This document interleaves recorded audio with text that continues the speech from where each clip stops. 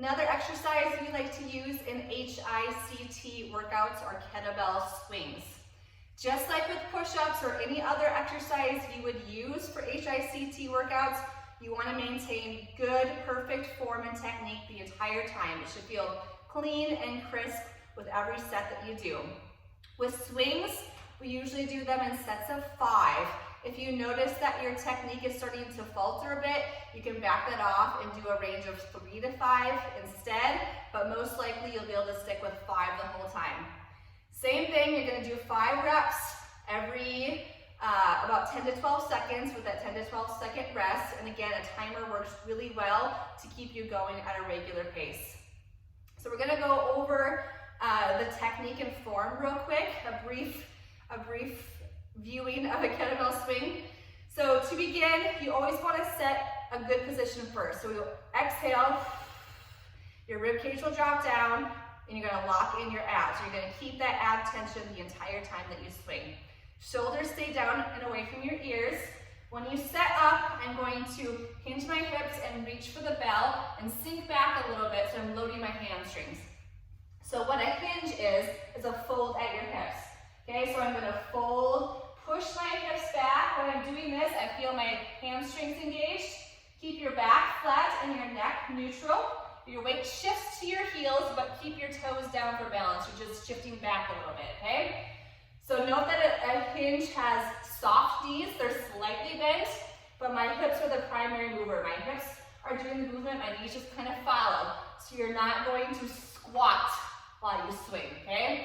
You're going to hinge, which is a little bit different, okay? Soft knees, but not moving up and down. You can think of a swing as a back and forth, like a pendulum versus an up and down movement, okay? So that is the movement, it's a hip hinge. So after you set up, your arms will do work one time, and that's to hike it back. You're never going to lift the bell up with your arms. Your hips are doing all of the work. Your arms should never come past shoulder height.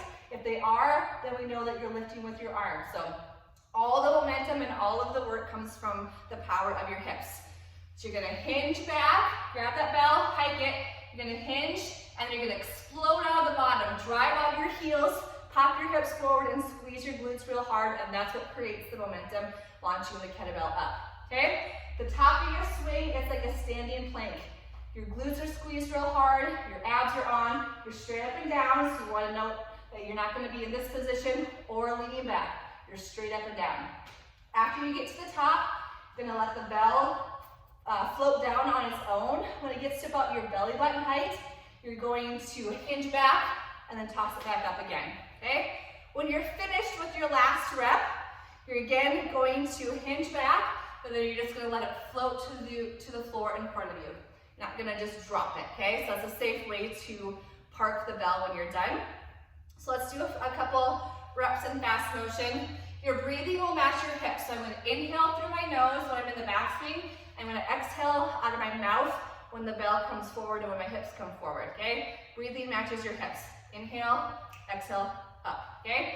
I'm going to shift back to my heels, drive out of my heels. So think heels the whole time, glutes and abs, okay?